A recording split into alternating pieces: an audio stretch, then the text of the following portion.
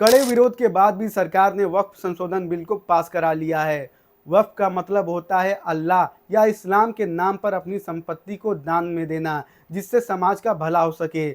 तो कैसे इस वक्फ की शुरुआत हुई थी और भारत में यह कैसे और कब आया, चलिए आसान भाषा में समझते हैं। वक्फ एक अरबी शब्द है जिसका मतलब होता है ठहरना या रुकना।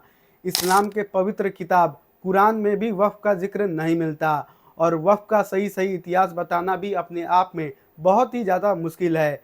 वक्फ एक दान की प्रथा है और सबसे पहला दान किसने दिया यह बताना बहुत ही ज़्यादा मुश्किल है। लेकिन इस्लाम के पहले पैगंबर हजरत मोहम्मद से जुड़ी एक कहानी बहुत ही ज़्यादा प्रचलित है जिसे वक्फ की शुरुआत माना जाता है। दरअसल खलीफा उमर ने खैबर में एक ज़मीन खरीदी थी।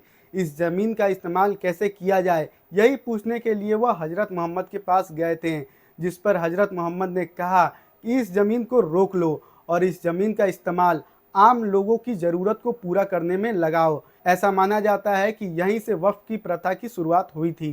अब भारत में वक्फ की शुरुआत कब हुई थी इसका जवाब हमें 12वीं सदी में मिलता है। 1192 का तराइन का युद्ध भारत के इतिहास का सबसे महत्वपूर्ण युद्ध माना जाता है, जिसमें मोहम्मद गौरी की जीत हुई थी। इस जीत के बाद ही इस्लाम और मुस्लिम शासकों का प्रभाव भारतीय महाद्वीप में बढ़ गया था और भारत का रूपरेखा हमेशा के लिए बदल गया। खैर, मोहम्मद गौरी ने मुल्तान के जामा मस्जिद के लिए 2 गांवों को दान में दिया था। यहीं से भारत में वक्फ की शुरुआत हुई थी। मोहम्मद गौरी के मरने के बाद गुलाम वंश के दिल्ली सल्तनत में भी वक्फ बोर्ड काफी फला फूला।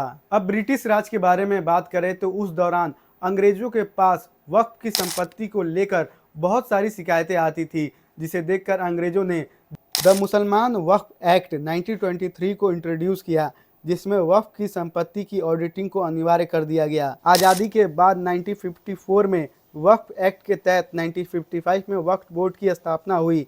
1995 और 2013 में भी वक्फ बिल में संशोधन हुआ था और अब 2025 में भी संशोधन होने वाला है, जिसको लेकर बवाल हो रहा है।